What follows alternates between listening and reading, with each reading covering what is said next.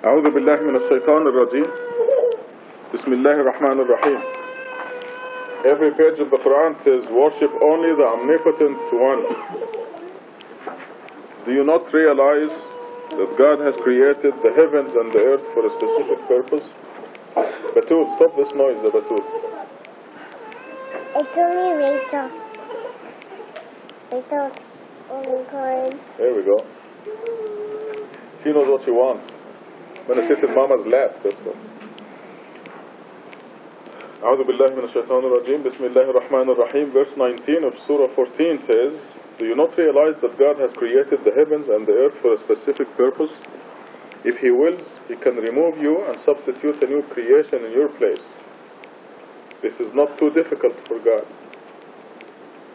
When they all stood before God, the followers said to the leaders, we used to follow you. Can you spare us even a little bit of God's retribution? They said, had God guided us, we would have guided you. Now it is too late. Whether we grieve or resort to patience, there is no exit for us. This is written in the past tense to emphasize that this is actually what happened on the day of judgment, as witnessed by God. If judgment is not here yet, but these are things, the Bible and the Quran speak in the past tense to indicate that this is a prophecy that is sure to come to pass. This is not too difficult. What's in Arabic? وما ذلك على الله بعزيز. وما ذلك على الله بعزيز. Sounds like it's low. No, it's not difficult at all. Oh, I see. Could be easy for that. Yeah, no, it's not difficult for God to do.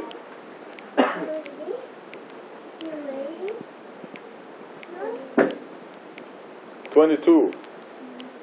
And the devil said, after the judgment had been issued, God had promised you the truthful promise, and I promised you, but I broke my promise. I had no power over you. All I did was invite you, and you accepted my invitation. Therefore, do not blame me and blame yourselves. My complaining cannot help you, nor can your complaining help me. I have disbelieved in your idolizing me. Only the transgressors have incurred a painful retribution. So here is Satan finally telling his constituents, I knew you were stupid to worship me, to follow me. So now, the people who follow him now, he points at some of these stupid idiots. I tricked you. You follow me? 23. As for those who believed and led a righteous life, they were admitted into gardens with flowing streams. They abide therein forever, in accordance with the will of their Lord. Their greeting therein is peace. Do you not see that God has cited the example of the good word as a good tree, whose root is firmly fixed, and its branch is high in the sky? So the good word, the truth, lasts. It has basis, has roots. And 25, it produces its crop every season, as designed by its Lord. God thus cites the examples for the people, that they may take heed. The example of the bad word is that of a bad tree chopped at the soil level. It does not stand. So the bad word, the falsehood, you just blow in it and it falls down. 27, God strengthens those who believe with the proven word in this life and in the hereafter. And what we have is the proven word. And God sends the transgressors astray. God does what He wills. They remove their families from God's protection. Number 28. Have you noted those who responded to God's blessings by disbelieving and thus brought disaster upon their families? We talked earlier this afternoon about the souls being assigned to certain homes. So if the people refuse to uphold God's commandments, God will assign evil souls to their houses. How does this apply to somebody where the one parent is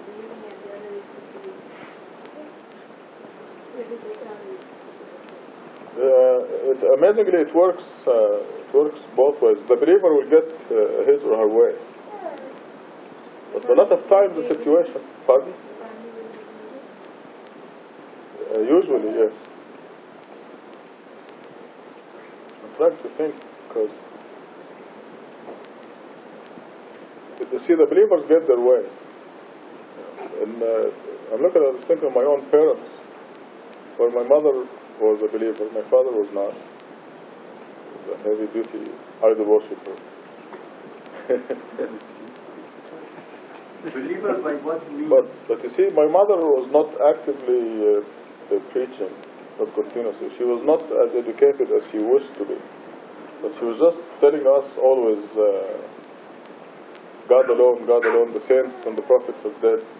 You must trust in God alone, nobody else. And she kind of gave up because we all ganged up on her, with my father. So in other words, we didn't follow her. So we ended up half the kids are believers and the half are disbelievers. I shouldn't put it this way. Half are believers, 50% are believers, 10% disbelievers, and the rest are wishy-washy. Sounds like we had 100 kids, right? We're only 6. But that's a very good proportion. 3 believers out of the 6. And two nice ones have not made a firm stand, and 1 disbeliever. So that's not good. If both parents are believers and true believers, is that a guarantee that children will be believers? No. And there's an example. Two parents, disbelievers, they can have a believing child.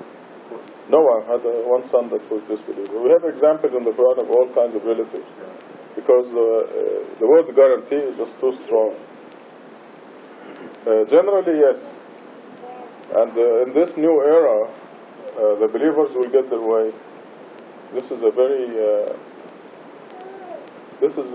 very difficult era to believe because of the TV, the movies, the atmosphere, the society. It's just it's more difficult to believe. At the same time, it is easier to believe.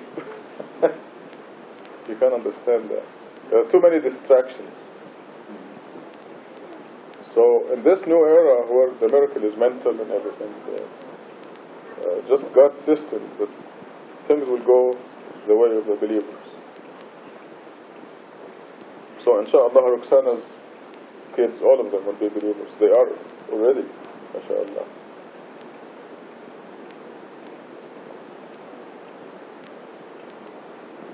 Where were we? Yeah, we talk about they remove their families from God's protection. There are also examples in the, for example, Abraham was God's favorite person, but his father, his parents were, I don't know about his mother, but at least his father was a disbeliever, a real bad one. So there are certain exceptions, at least in the past.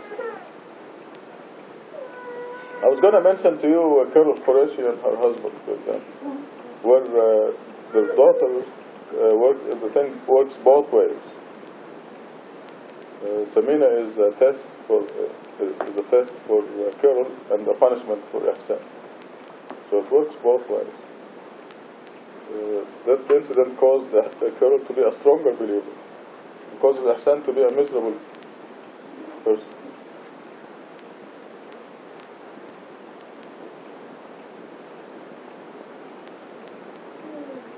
28, have you noted those who responded to God's blessing by disbelieving and thus brought disaster upon their families?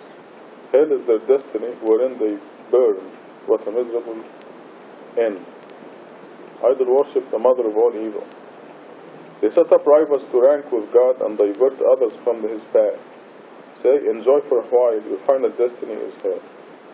Exhort my servants who believe to observe the contact prayers and give to charity from our provisions to them, secretly and publicly, before a day comes where there is neither trade nor nepotism. God is the one who created the heavens and the earth, and He sends down from the sky water to produce all kinds of fruit for your sustenance. He has committed the ships to serve you on the sea in accordance with His command. He has committed the rivers as well. He has committed the sun and the moon in your service continuously. He has committed the night and the day to serve you. All we can do is show our appreciation by worshiping Him alone. Muhammad didn't do any of this. Jesus didn't decide how long the night shall be or what seasons will be take place. God is the only one who controls the sun, the moon, all that. Congratulations, God bless you.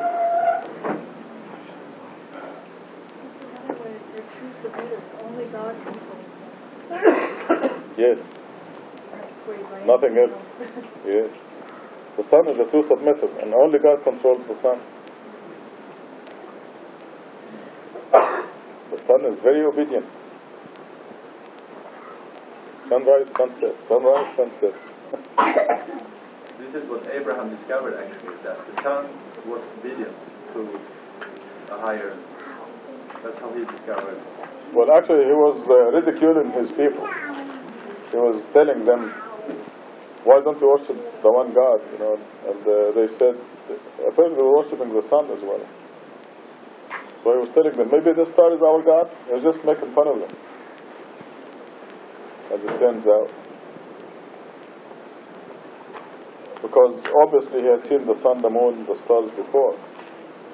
And also if you read the text, he says, oh my people, if you don't, you know, I disown your idolatry. So there's a connection between talking about the sun, the moon, the stars, and his guidance.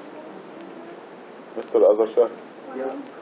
I was talking to my wife, Victoria, that because the pressure we rather believe in San Francisco, the day by day is going to be for the children to grow. I said, okay, I don't want to sacrifice myself. For example, right now, for example, I like that area. However, really I don't care. I don't anywhere is good. Anywhere that I'll be able to survive, I like it. I don't care. But the whole earth. Thank you, Omar. Looks so good. I want to do Victoria, for example, let's go to Exodus to here, because my child can grow here and is going to see the pray every time. So, what's your idea? Because, for example, I try to, all the time I pray for my children to be submit to God, my next generation, I don't know if I'll be able to see them or not. Okay? You have, remember what I told you just a few minutes ago, is you must ask him to pray with you, wherever you are in your home. And Vicky also tell her to do that. Because, you know, I look at Hani and I know what, he prays with us just like an adult Hani does. It's because they taught him to do that. No, it doesn't matter. Even if you come here, teaching him at home will be the most important fact. So you just settle wherever you're making a living. You know, of course, in Tucson there's a big advantage. But we'll settle wherever we're making a living.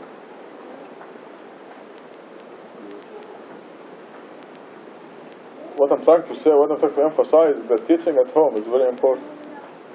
So Muhammad is not too young to make him gradually he will discipline himself and stand in the prayer. At first he will stand for only half a rak'ah, and then for 1 rak'ah, then for 2, and eventually he will do the whole prayer with you and will enjoy it. Give him some incentives like candy and cookies and stuff. Huh? Yeah? Easy slide, yeah. Yes, and he's very hyper. Yeah. But still I feel just for them, if I'll be able to grow my children here, they are going to be really bright people in the future if they grow in California. Yes, I don't blame you. But wherever you go, they are in God's hand. Remember that. You must have that. If you are with God and you're observing this, your children are in God's hand. You don't have to worry about them. One question. What is the law of the Quran about a father educating his child with the hand, for instance, on the... Oh. I didn't find it.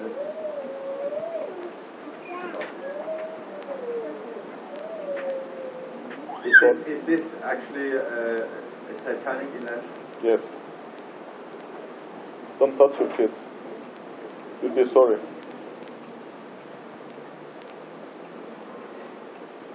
You'll be sorry because son will grow up and they put you to shame every time you see them. When you look in the Torah, If you repent, then God will fix everything. in the Torah it says the father who loves his son doesn't bear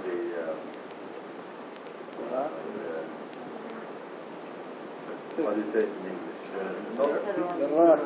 Make a point.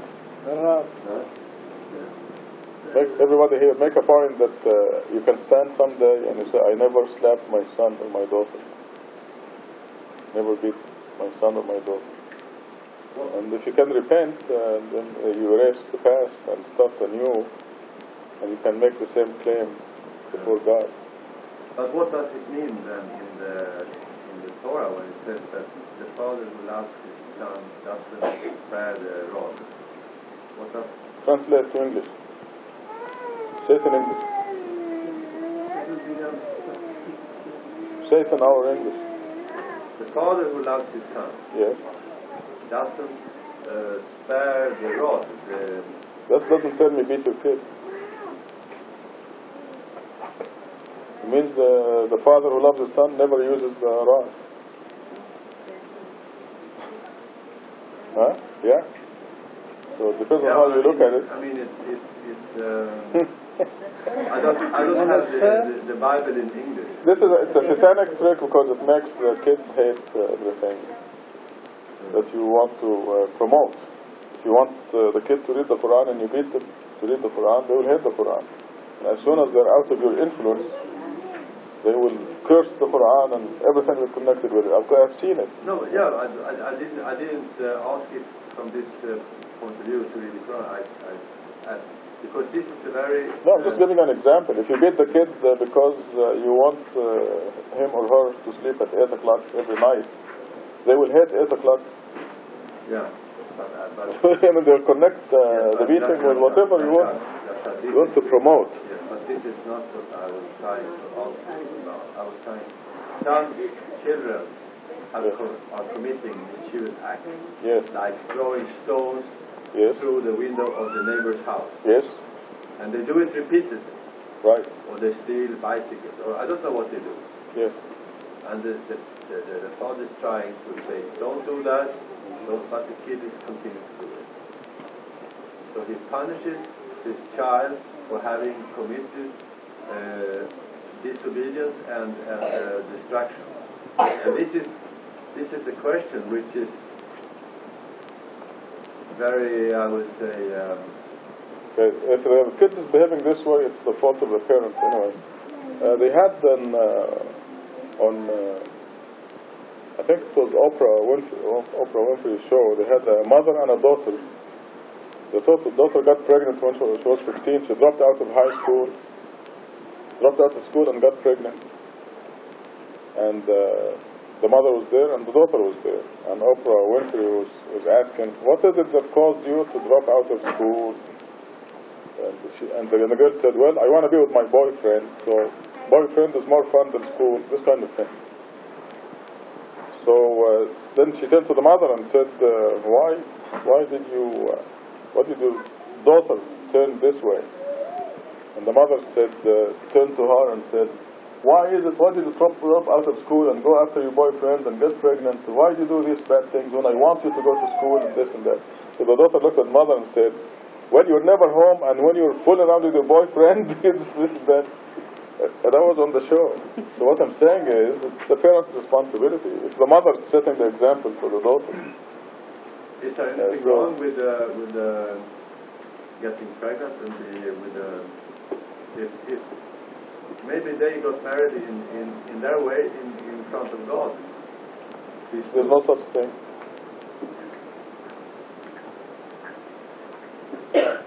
You mean there's nothing wrong with dropping out of school at the age of 15 and getting pregnant? No. School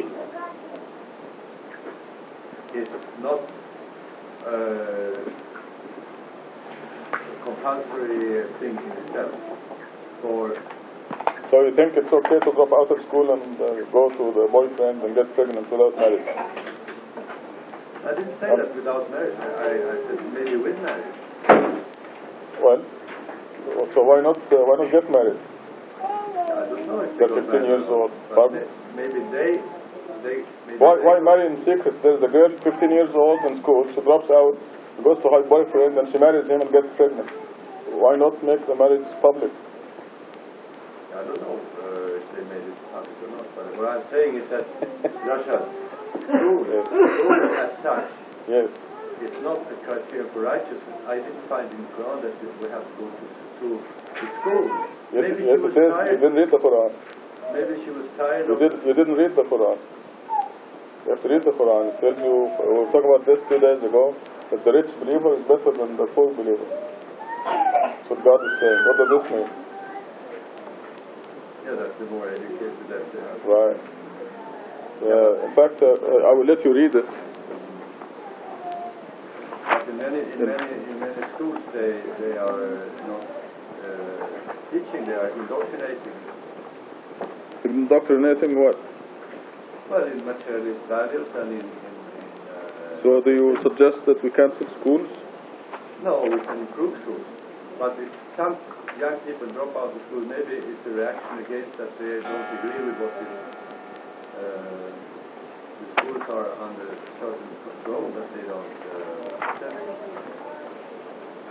Look at page 275. If you read for us 75 and 76, we'll appreciate it. My pillow.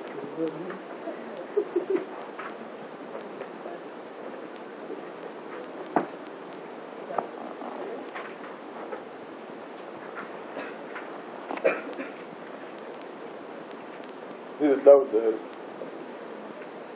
You can read the Quran. When I said you didn't read the Quran, it means you read it, but you didn't read it. But that's easy. Because when you make a statement like that, That's easy to say.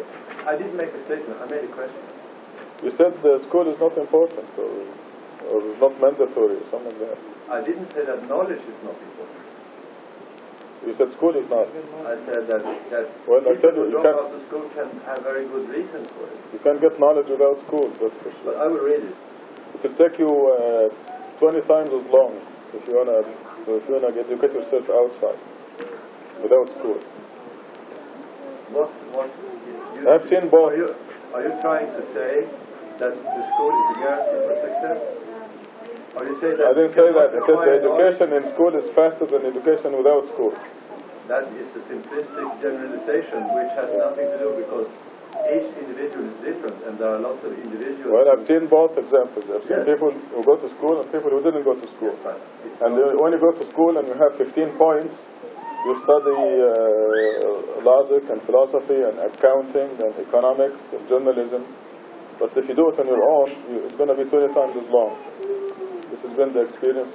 You can accumulate the experience of 100 scholars. Yes, Lucy agrees. Yes. Yes, but You can look at a research that did a lot of survey thousands of people, and you come up with a conclusion. But you see, the school is not a guarantee that you will learn the right thing. And Ignorance is. well, your mother, for instance, she was not that ignorant. She wanted to know what, but she told you the truth, to worship Yes. God alone. You see, don't mix up things like this, because the fact that you have gone to school is not a guarantee that you. So you this succeed in life. this proves that ignorance is good. No, I didn't say that. What are you saying? No, I'm saying that. Saying the school doesn't guarantee happiness, therefore let us cancel schools. What I'm trying to say, Yes. first of all, I don't want to start an argument. I want to. Well, I'm repeating what you're saying. You're No, saying you are not. school does not guarantee happiness, right? Is this what you said? Yes. Success. School does not guarantee. Therefore, let us eliminate schools. No, I didn't say that. Okay, what are you saying? What is your conclusion? My conclusion is that we know very well that the school system today is not optimal. Or do you think it is? Well, it's the best. The best You think ever. it's the best? Yes, Well, it's the best ever.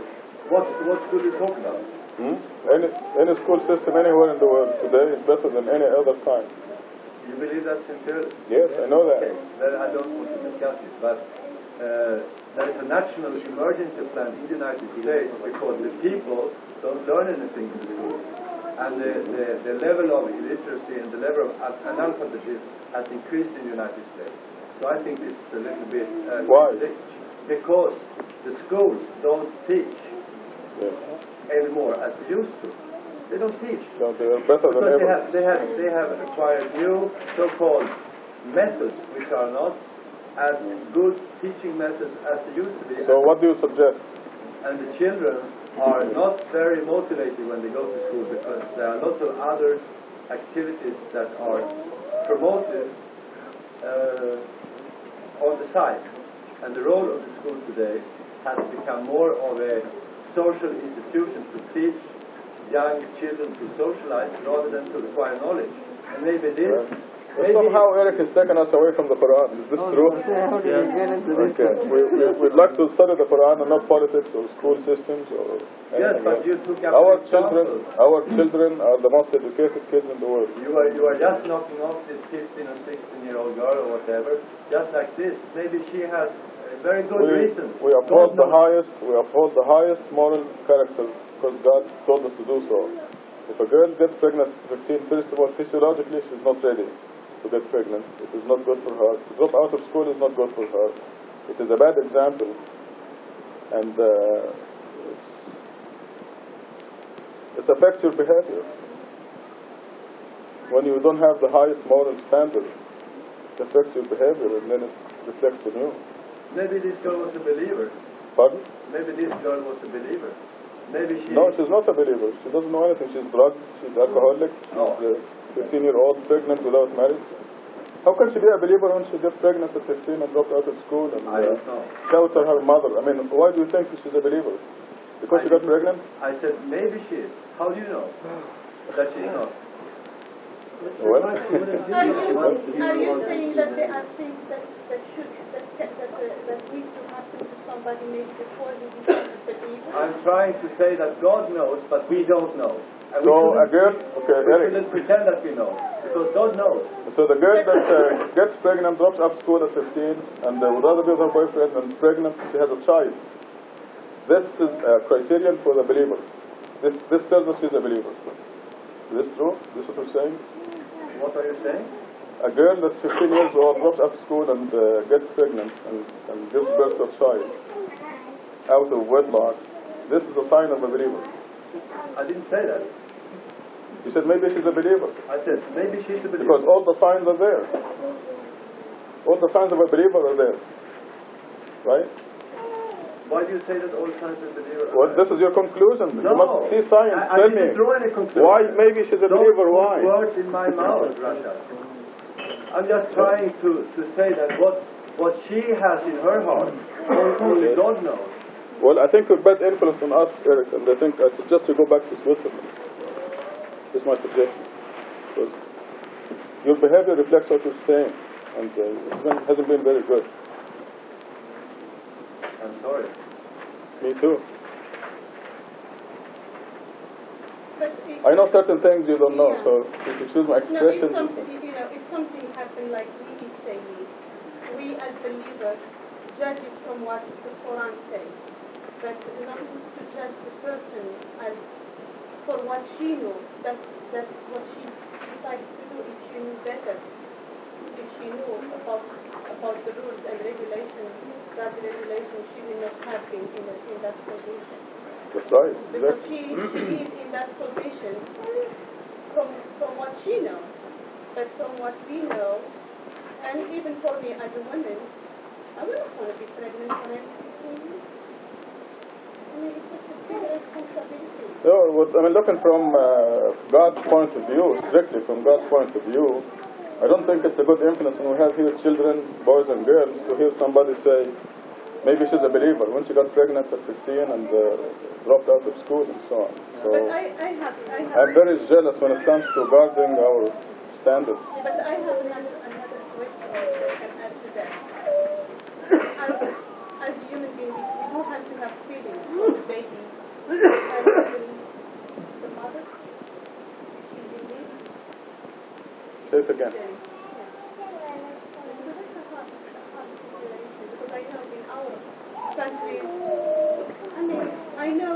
our law, if even men and women get pregnant and want to get married after 1 month, I mean, if they have a baby and after 1 month they want to get married, that child is called illegitimate. That's baby? Yes. Yes.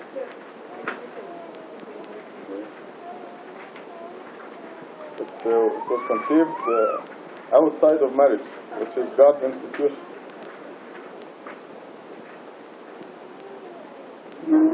I just don't trust you talking to the believers when I'm not here. I'm not comfortable because of your point of view. Maybe you have some European ideas or something. Whatever it is, I'm not comfortable when you're talking to the people and there's always some negative feedback.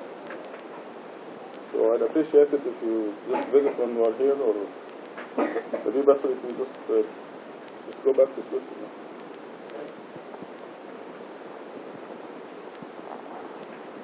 Are there any other questions on this? What were we talking about? I was saying that the parents set the example for the children.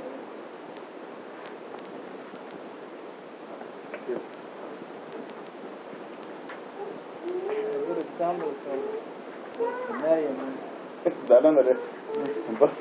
19 years old. أيوة. هذا نصيحتك لنفسها. Miriam was 19 years old and she said no man has ever touched me. Yes. That's the Quranic lesson. Yes. Perfect believer. There is a good hint when it is in Surah 19, and it's entitled Maryam, and it tells the birth of Jesus and so on. It's a very good indication. 15 is just, even physiologically, the girl is not ready. Just because she is menstruating and so on doesn't mean the uterus is ready and emotional, psychological conditions are satisfied. But you have to understand that And the same with the boys. That's why in the all countries, one time ago, let the girl marry that age with 15 or 16 or maybe less than that. Before they have a child, I believe they have about 6 or 7 lives. Yes, infant mortality. I have three. It was a mistake. Two brothers and a sister died before me. I was the fourth one. Because my mother was very young. Right. Just physiologically, the boys and the girls are not ready before the age of 19 or 20. They didn't know any better. Now that we know science, they are better than we need. It's not only better to difference between us and animals. I mean, you have to. They are talking about hormones. Well, I don't know there are hormones. But we have a brain too. I mean, The animals know children. what they have. And they say it as Animals are something better. normal. I mean, they say it as The something animals are normal. better because they know and they are ready. Very fast. It's a very hard concept for Westerners to understand what is hormone. Well, please, I mean, please, but I mean, I don't picture any of my children running around with a hormone kind of dog. That's not human being. I don't want to know my daughter or my son are in need. I want them to learn. Control themselves. As Yeah. self-control. I mean, this is what it's all about in everything. Yes. And that is the hard. I've For been- people that steal, for people that... It seems like in the last 10 Quranic study, I have been reminding the parents to tell their children that they're very special. They must learn they're very special. They're not to behave like the commoners, and they must not let anybody touch them in a sexual manner until their wedding night.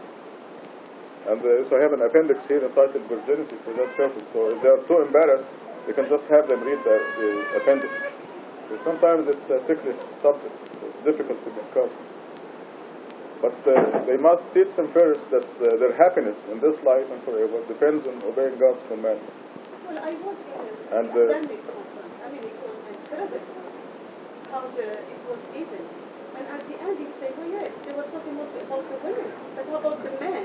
Right. And it was in expressions of don't let him touch the menu, and on and on. And after he's going to say to you goodbye, and I say, this is men and women. Right. They're both responsible. Please, these are teenagers, and it's plenty of For both. unfortunate issues. We are not having to blame, not because the woman is showing value, the man didn't do anything. I mean, he's gone and finished. That was something that really, I think, was more benefit for the woman than the man.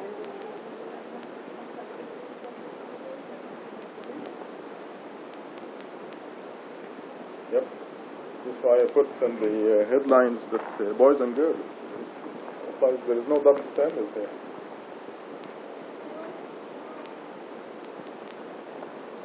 You know, first and foremost, if a person is a believer, the children are in God's hands. And you must have that confidence. Both parents are responsible. Just one. Roxana was asking the same question. Remember, God says that in heaven you have anything you wish for, anything you want. And the believer's heaven begins right here. So if a believer is one parent is a believer, he or she will have what they want. Anything that belongs to you is in God's hands, including your husband. God will consort their minds in their house. Husbands go from extremes, from the extremely cooperative to the extremely violent in opposition. And even the extremely violent in opposition, they can threaten, but they have no will. The will of God that is finally is done. So they can shout and threaten, but they cannot do anything. God is doing everything.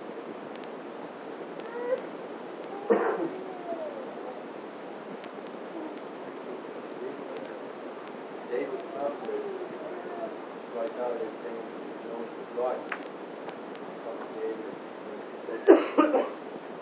Well, it's beginning. It was the age. Yes. I actually heard commercials on the radio and TV advocating abstinence until you have the one partner that you're going to have.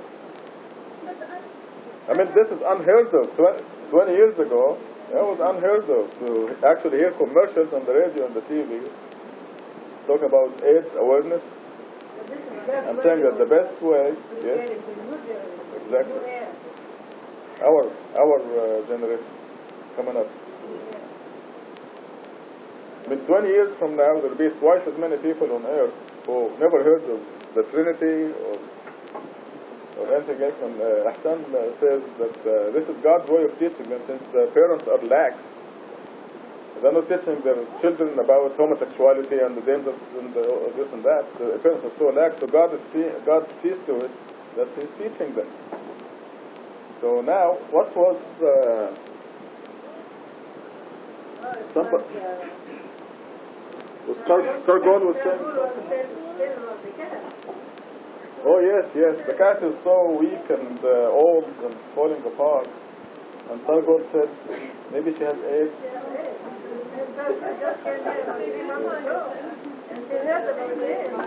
Yeah, but that's not the point. The point is, look at the child knows about AIDS. And the next step is teenage, Yes. AIDS is spreading in our children's population. This is why now we're going to be more. This is the system. This is how God is teaching them. The hard way that they're going to live.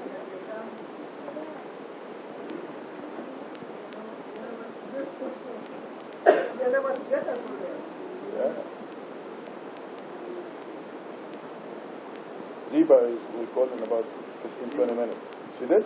Where? Where? Here? Gosh, I was fighting with Eric. I had no awareness. Wasn't aware of anything.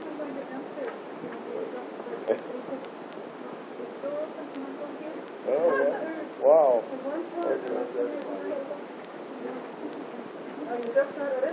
Yes. But we have also to be careful of food and because I have taken teaching and I still know I didn't take the they're all tiny people, and they are all people that have red hair and There's the sister who's a believer right there. yeah, A good one. it's scary. When did you meet a butcher or an accountant or a doctor who's a believer? Don't be too hard on teachers. So we have to balance things. Remember, your children are in God's hands.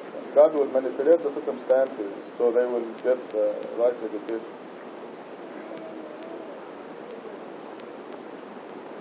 And the best education is out. Yes, that's it. Yeah. Very important.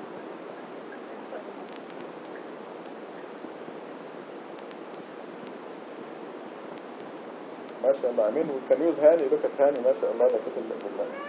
As an example. He stands with us just like the adults and prays. Perfect. The only thing that's wrong with this phrase is you make his salam to the left ear. And we'll yes. So he looks at him because he's anxious to say congratulations. So we're thinking of putting him on the other side to be the first one there, so he will start to... Yes.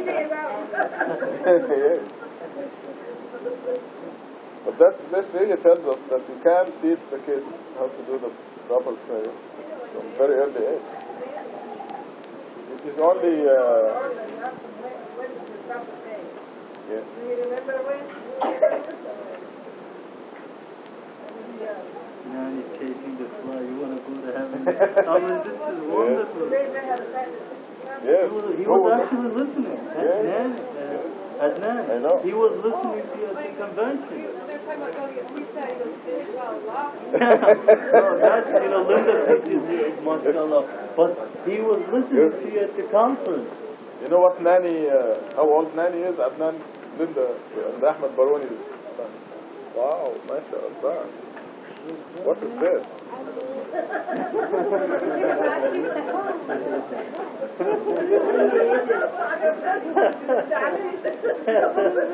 I was going to hang it in my office. Anyway, Nani was running after a fly with a swat at him. You want to go to heaven? You want to go to heaven? I mean, even adults don't know this. Send them to heaven. He's asking the little flies, you want to go to heaven? You want to go to heaven? He was listening right out at the conference. He's not even, he's two, he's about two. No, my God. He was listening at the conference. Yeah. Nobody told him before.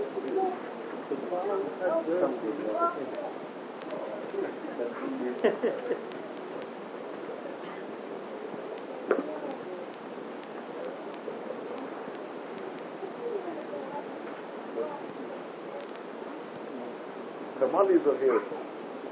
MashaAllah. What happened to the Jehovah Witness that came to your house?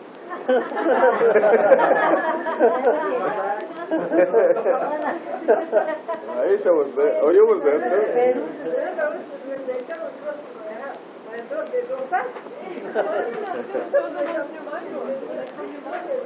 What do they do? That's good.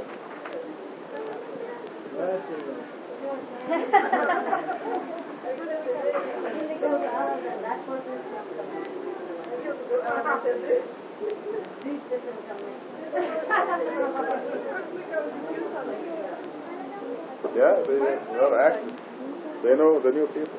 Did he ever show up again? I don't think it's a Jehovah Witness anymore. He came in to tell us to read the Bible, and we ended up telling him to read the Bible.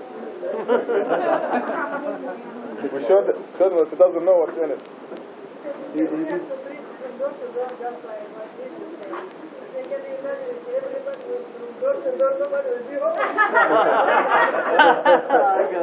Right.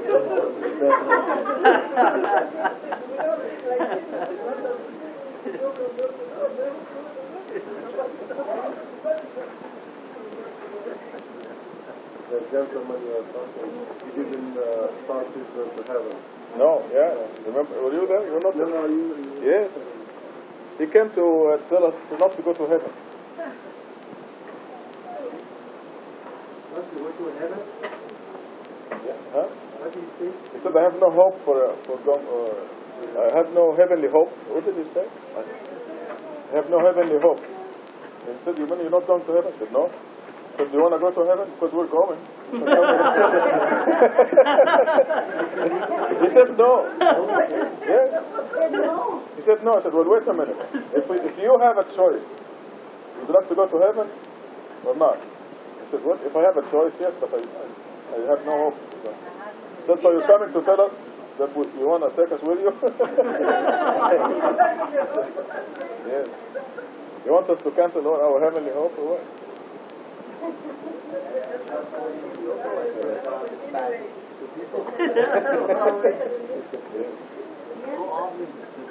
He's serving the devil.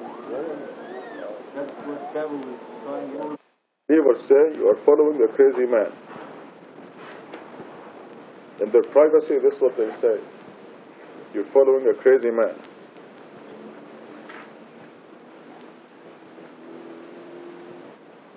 I think this happened to every one of us.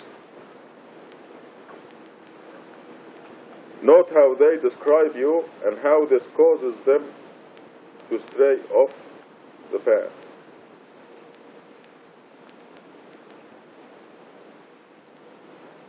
They said, after we turn into bones and fragments, we get resurrected anew. In other words, they do not believe in resurrection after death. They don't believe in the hereafter. And I want to emphasize here that 49 does not mean they say it orally. Orally. They say it in their heart, in their mind, secretly. Their subconscious is saying that. This is why we need the 3 criteria to bring out that subconscious statement. And I think in the new edition, I'm making this clearer. They said in their subconscious, after we turn into bones and fragments, we get resurrected anew. 50. Say, even if you turn into rocks or iron, or a lion devours you and digests you. 51. 51, actually this is what it says. 51, or any kind of creation that you deem impossible to resurrect. This is what it means. Somebody is eaten up by a lion and devoured. How will he be resurrected? This is actually what they ask. You will be resurrected anew, because the body doesn't mean a thing. The body is eaten up by the earth anyway, or cremated, or whatever. They will then say, who will bring us back? Say, the one who created you in the first place. They will then shake their heads and say, when will that be? Say, it may be closer than you think. Treat each other amicably. This is a commandment to all of us, and we have to be very careful, because this is Satan's last stand. To borrow Custer's word. Is that General Custer? Custer's last stand? I don't know what the connection is, but this is something there. There's some connection there. Tell my servants, that's you and I, to treat each other in the best possible manner. For the devil will always try to drive a wedge among them. This is his last, he failed to stop you from believing in God. He failed to stop you from reading the Quran. He failed to stop you from being saved.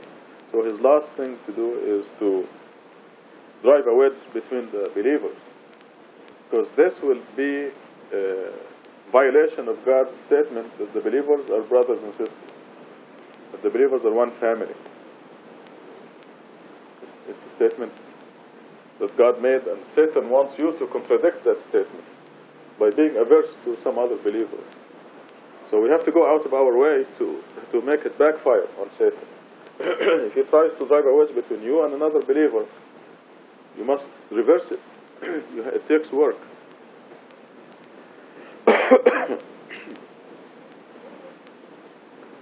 Pardon? 52. The day he summons you, you will respond by praising him. Oh, did I miss it? Yes. Okay. The day He summons you, you will respond by praising Him, and you will then realize that you had lasted in this life but a short while.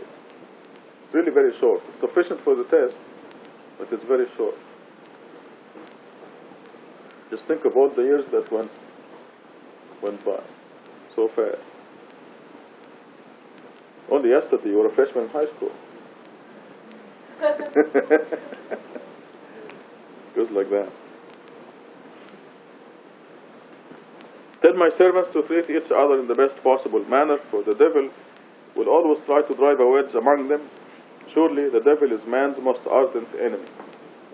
Because if he succeeds to drive a wedge between you and your brother or sister, the believers, he can point at you and say, look, he or she is not a believer, because he doesn't have that brotherhood, sisterhood feeling that you stated. Satan will say that. And Satan is the biggest crybaby. He'll just look for anything to claim you. So don't give him a chance. 54, your Lord is the best knower of you, in accordance with His knowledge. He showers you with mercy, or in accordance with His knowledge, He requires you. We did not send you to be their advocate. Your Lord is the best knower of everyone in the heavens and the earth. In accordance with His knowledge, we preferred some prophets over others. For example, we gave David the psalm. We were talking about this yesterday. Many people, especially secular people, they think that David wrote the psalm, which is true, but he wrote it with God's inspiration. God, we were told here, God gave David the psalm because he deserved it. And I hope all of you were here when I said, for example, the 5 daily prayers are a gift from God. You're not the one who's doing the 5 prayers. God is allowing you to do the 5 prayers as a gift from Him, because He knows you deserve that gift. And this is proven by the prayer, Abraham's prayer. I like to repeat this because it's very important.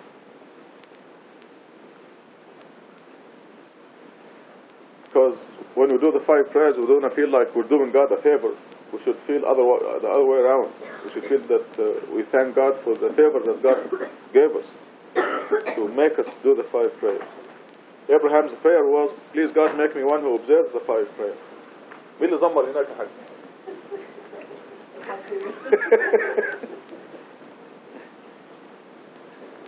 Abraham said, please God, make me one who observes the 5 daily prayers.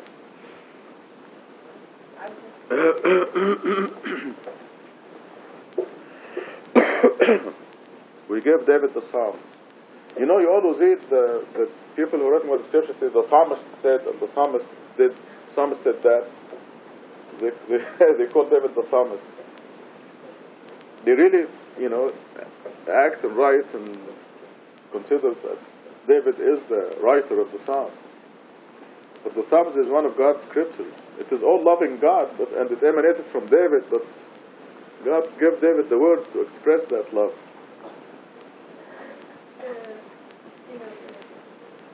Our religion, we discuss and we refer some prophets over others that we cannot do. Fine. Even if that is correct, which is not, it is not correct. God is the one who prefers, and He ordered us not to prefer anyone, and not to make distinction. God preferred by necessity. He spoke to Moses, for example, a great honor that was not given to any other prophet. The prophets that are honored in the Quran are the following: Moses, Jesus, and David, not Muhammad, ironically. So if you are to pinpoint who are the prophets who were honored, and Abraham, if you are to pinpoint in the Quran who are the prophets who were honored to higher ranks by God, they were Abraham, Moses, Jesus, and David, named by name. You know, وَاتَّخَذَ اللَّهُ إِبْرَاهِيمَ خَلِيلًا. God made Abraham a close friend. Consider. I mean, what an honor this is. Moses by speaking to him, Jesus by being born as a prophet,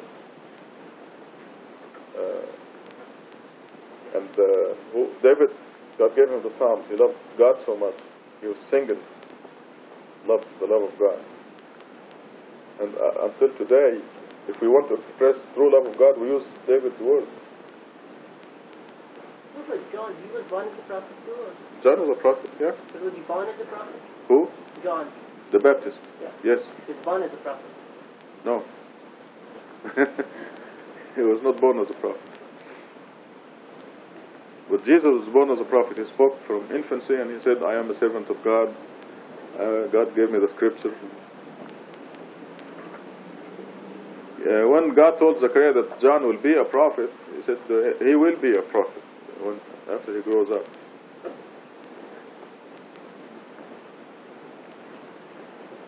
"56. Say, implore whomever you claim to be gods beside him. They have no power to relieve your afflictions, nor can they prevent them." There goes St. Jude. St. Jude, you read the paper every day and people are taking St. Jude for the success of the operation and for healing the disease. Any paper, but every day. There was some Jewish guy, you know. No. St. Jude. Yes, St. Jude, that's his name. He probably never existed. Yeah. If he did exist, he's now doesn't exist. He's powerless, dead. Even if he's alive now, he can do nothing to heal anybody. I don't think he went to school of medicine. Saad will do a much better job than St. Jude. If you have a competition, Saad Khalifa against St. Jude, she'll do a much better job for healing. The righteous idols worship God alone. 57 says, even the idols that they implore, that is Hussein, Ali, Muhammad, Jesus, are seeking the ways and means towards their Lord, wish for His mercy, and fear His retribution. Surely the retribution of your Lord is dreadful. And we have this very well put in Surah entitled The Prophets, 21, that they are worried about their own neck. The prophets themselves, they want to get as close as possible to God, and they worry about their own neck.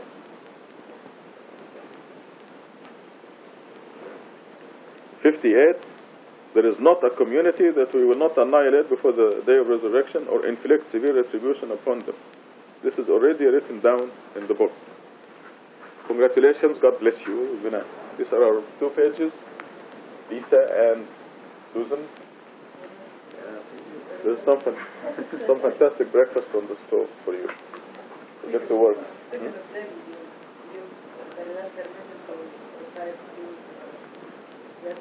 Yes, of course. That's very good. But you should have waited until Lisa and Susan stepped out. you can hear it as you have breakfast. Go ahead. Are there any workers who are going to work? No? We're the jobless ones. I have to go to this. Yes. You have to go by 8. I have to be there. Yeah. Leave the door open now. Everything is fine now. Yes. Yeah. Huh? Yeah. Leave it open. Yes. Yes.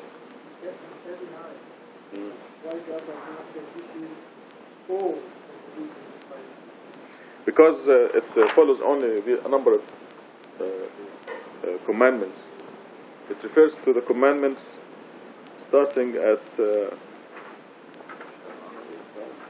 verse 22. From 22 to 38 are a number of commandments. So then God is saying this is some of the wisdom. It's referring to just these.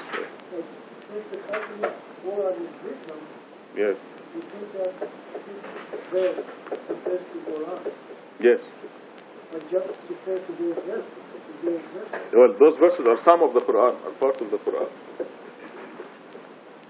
God says some of the wisdom revealed to you. So whatever God reveals is wisdom. Hadith is not revealed from God, it's revealed from Satan. The people have to have a choice between God's wisdom and Satan's wisdom. And all you need to do to see how stupid Satan's wisdom is to open the book of Hadith at random. From the names of the narrators to the subjects themselves are very, very stupid. I mean, Satan couldn't be that stupid. He must do it on purpose, just to show God that people will follow him anyway. With this belief. Yes. The reason I'm asking this is because this title is Quran is wisdom. Yes. And then when you this is some of the wisdom, it just looks to me that it refers to Quran. The Quran is some of it. The Quran is not. Oh, I see. I see. That's the reason. Oh, but there's other scriptures too. Maybe. Yeah. But Quran is complete and detailed.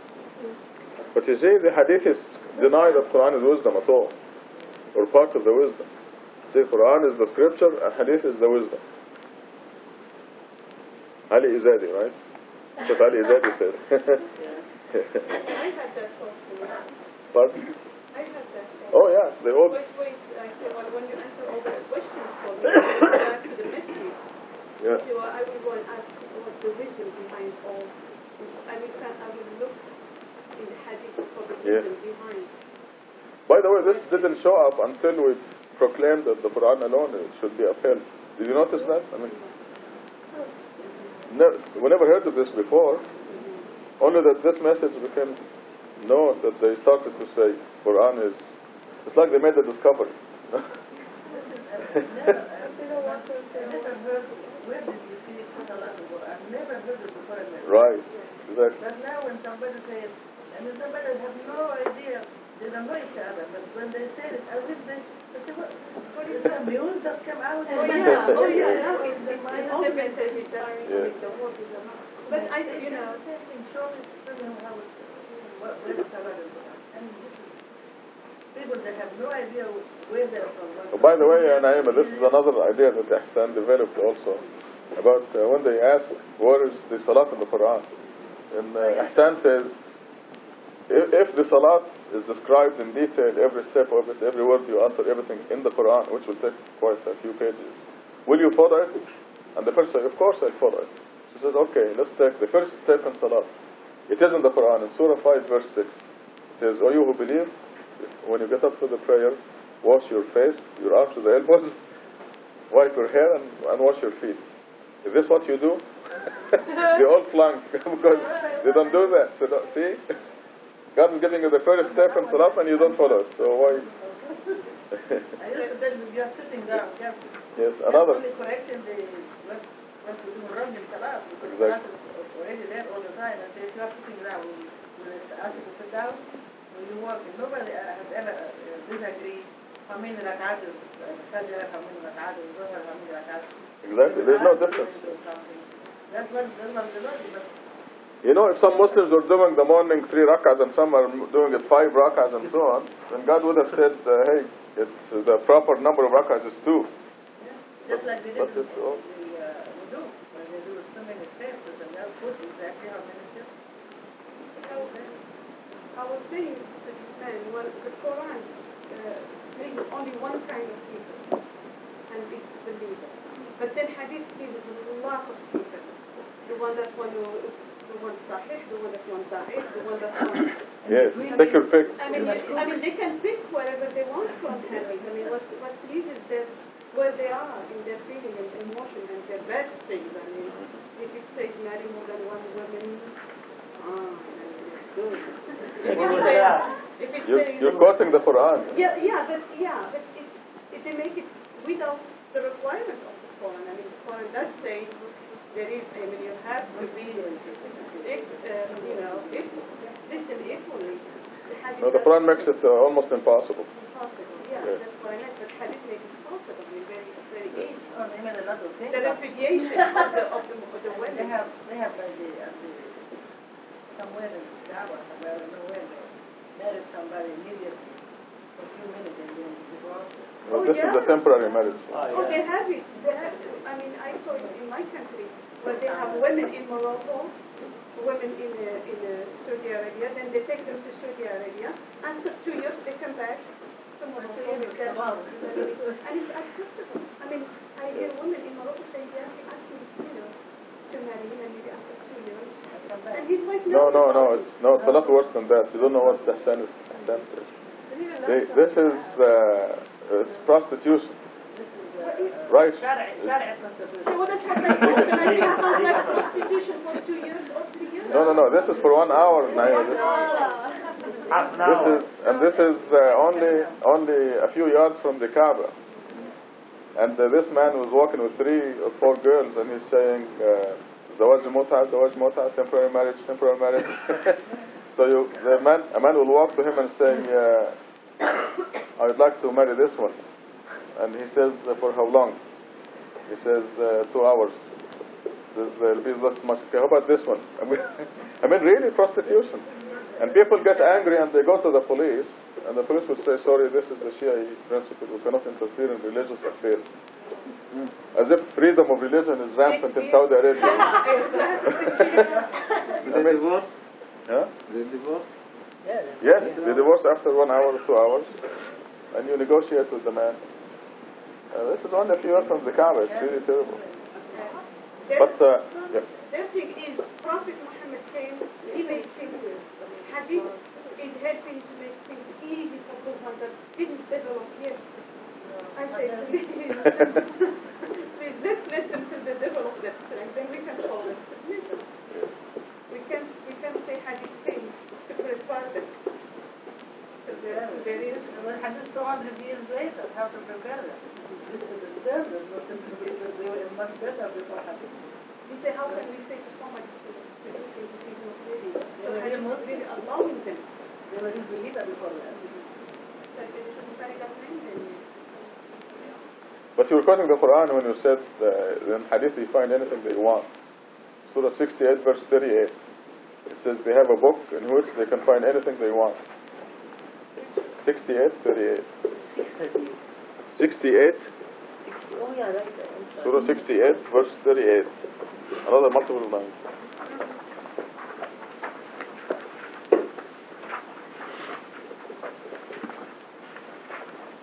Yep. 565.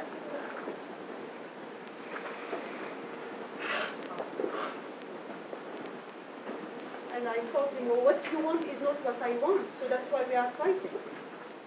And what the other person wants is not what They're always fighting. we want, so we will never be We had a guy, he walked in 3 days ago from the Islamic Center here, saying that they are fighting so much, there's so much hatred and so much fight. I'm sick and tired of it, I'm looking for another place.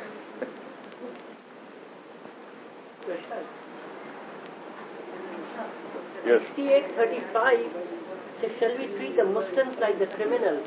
Right. Very profound. Yes. We can see that. No, they can't see it.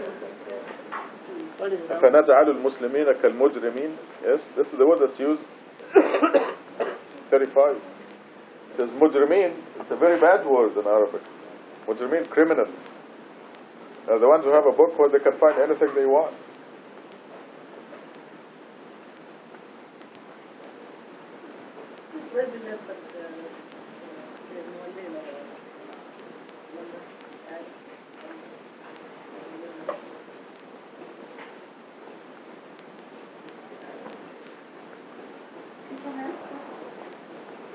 You mean you have a question? That's what they've been doing. I can't believe it. Okay, go ahead. We find out recently that when a righteous dies, so it traces to heaven. But in the Quran we read that on the day of resurrection, when we wake up, it's like waking up from sleep.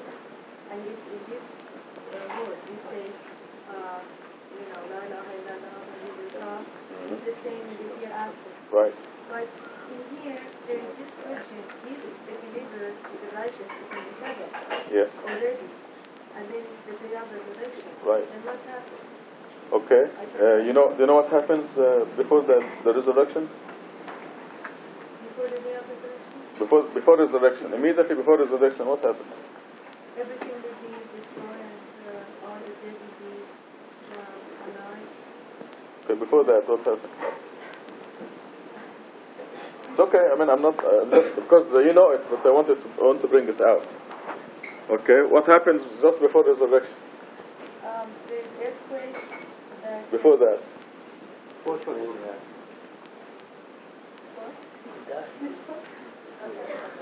Huh? Okay, look at Surah 39. The answer is in Surah 39. Azar's answer. Page 466. And we have a correction to make because of the new information that the righteous do not die. The righteous do not die. So 466, and read it as loud. 466. You're looking at the wrong page. Page 466. 466. Read it from the top.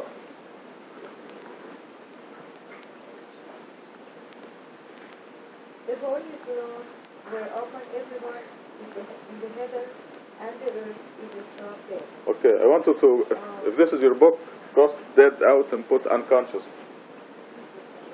See, she already got it, right? Yeah. MashaAllah, happy anniversary.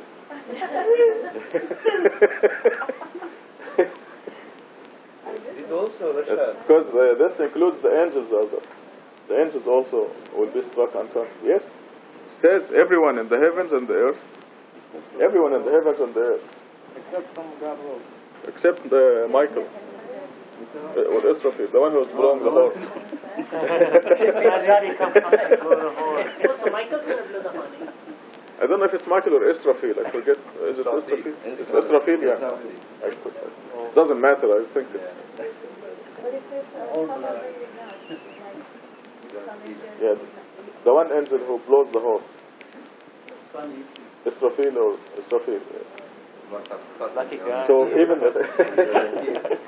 even the people in heaven will be not unconscious. The reason I wanted to cross out dead and put unconscious is because it is the same word used when Moses was knocked unconscious, when God manifested himself.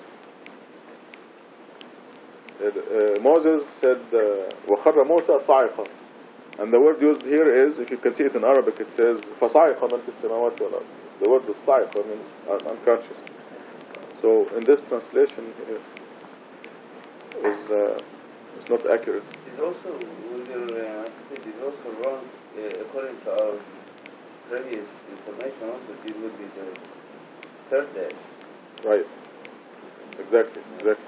Also, in addition to all of this, the people of the cave, they were asleep. They were unconscious for 309 years. And God used the word resurrection about their waking up. But God used the word resurrection for our getting up every morning. And if you know how Barbara Jean sleeps, it's resurrection, all right?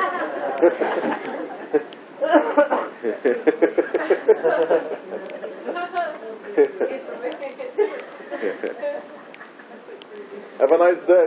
See you inshallah at the Friday prayer. Alaikum salam.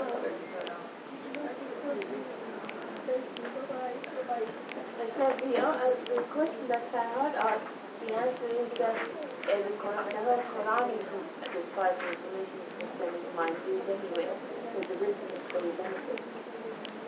Some of the wisdom that we revealed to you. He has a good point, and that the people who are looking for excuse, they'll find it. Because God puts deliberate traps in the Quran for those people. I'm thinking of how to put the subtitle, change it so to avoid that problem. So we'll see. See what happens. That's a long story. We're going to call your son Yahya, so say, why? Yahya Yuxel. He's expecting, did you know that? News travel. Why? Huh? Why? He also. Is he having morning? Yes. Well, he loves Uppermere so much, and when she has morning sickness, he has it too. I brought him some lunch the other day and said, I vomit. Honest. Is this true? Listen to him. What did you say? Yes. Yes. Explain. Explain. Yes. Yeah, but no chance. One more witness. Two more witnesses.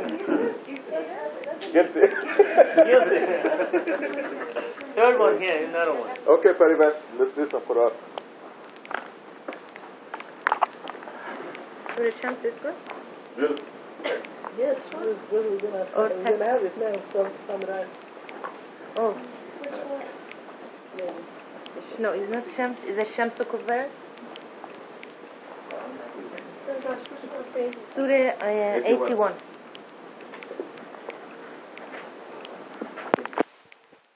No, God appoints angels to wake us up for the dawn prayer. and it takes a little nudge for most people.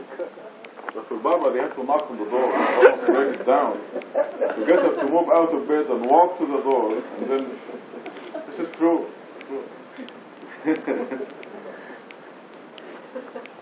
The best way to wake somebody up, for example, I'm sure you all did this, you put the alarm away from the bed, right? If it's next to the bed, you go, and you go back. Or my cat's dream. So the angels found that they have to knock on Barbara's door to go there, open the door, find out, and say, oh, okay, and do the morning prayer.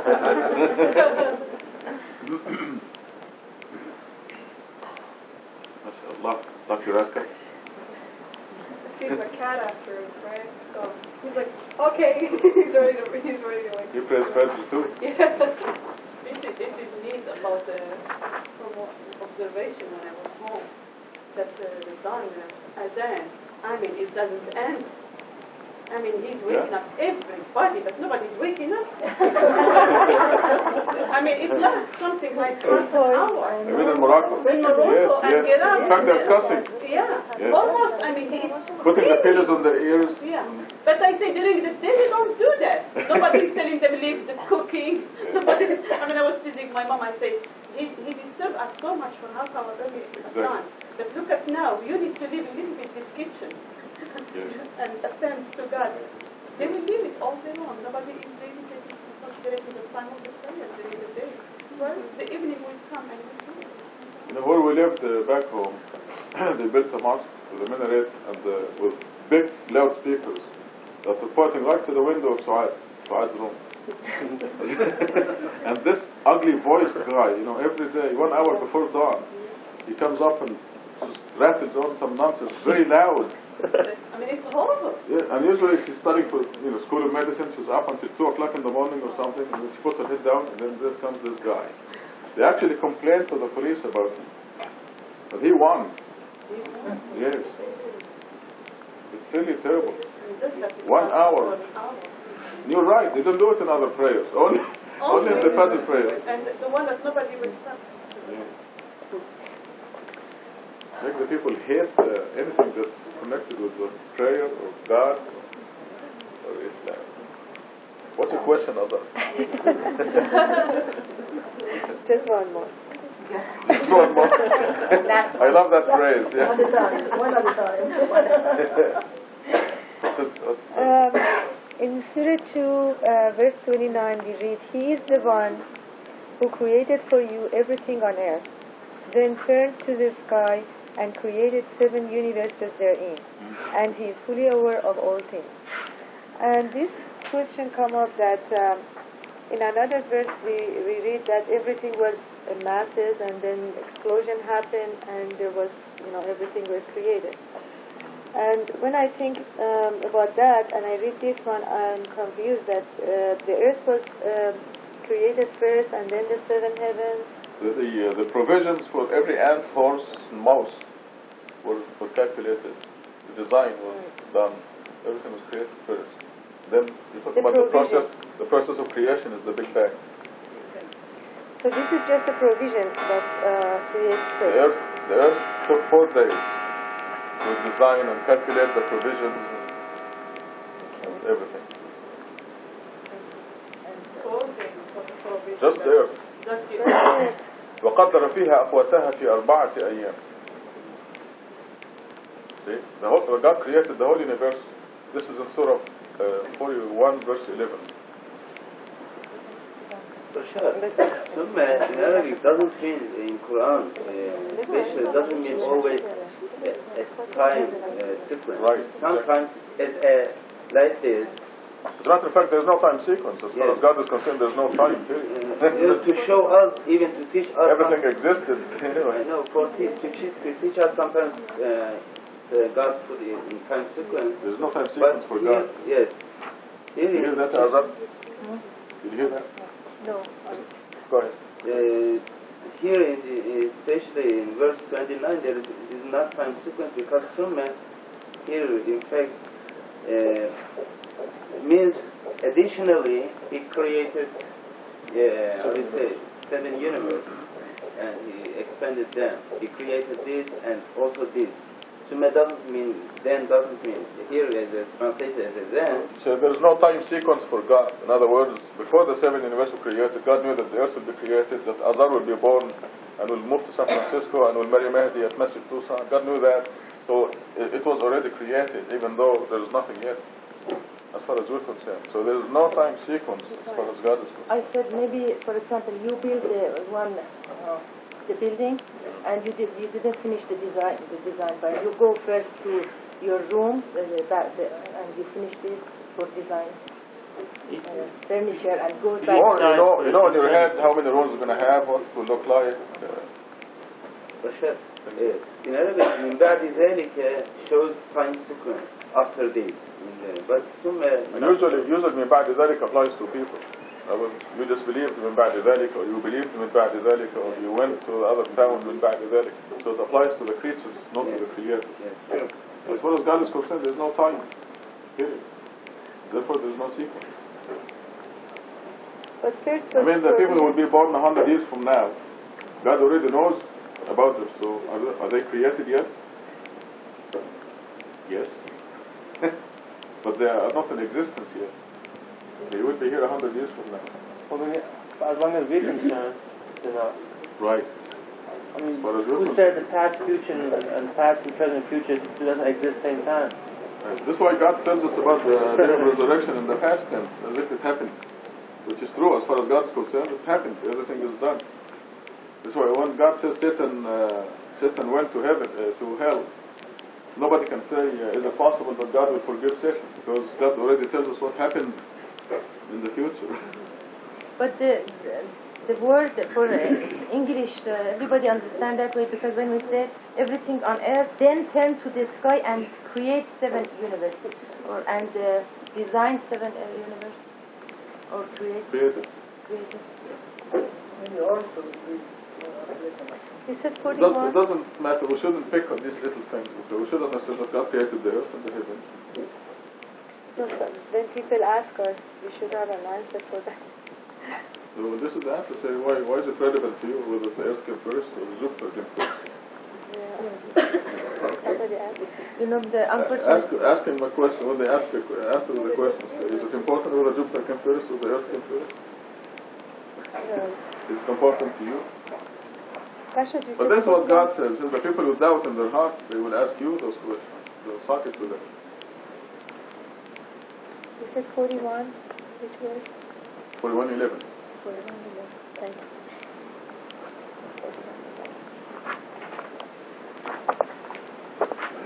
Rashad, didn't God undermine the Quran by saying that he made the prophet as a mercy to people?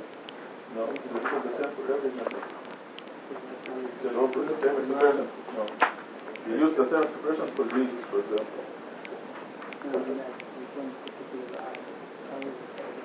Yeah, they forget that. Like when they say God and His angels make salat on the Prophet.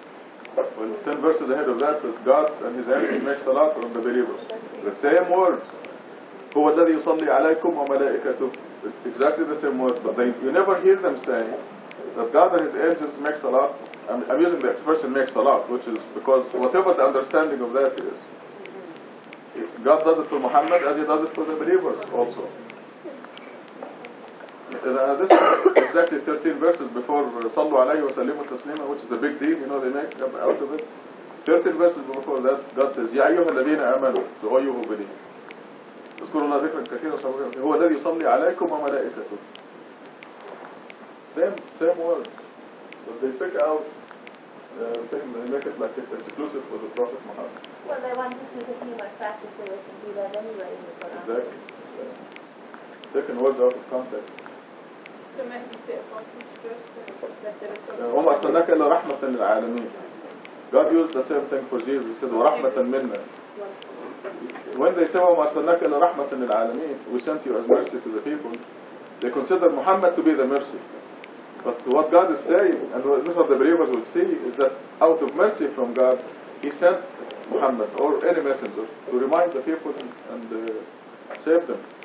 So if the message is from God, So when it comes, the same word is used for Jesus, وَرَحْمَةً مِنَّا.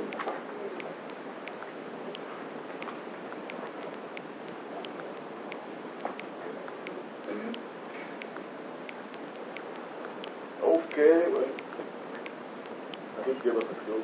Go take a nap. Everybody.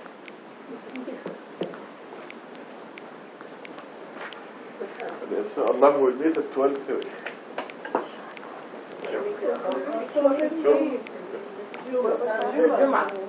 Jum'ah, yes, excuse me. Yeah, 12 o'clock. Be here at 12.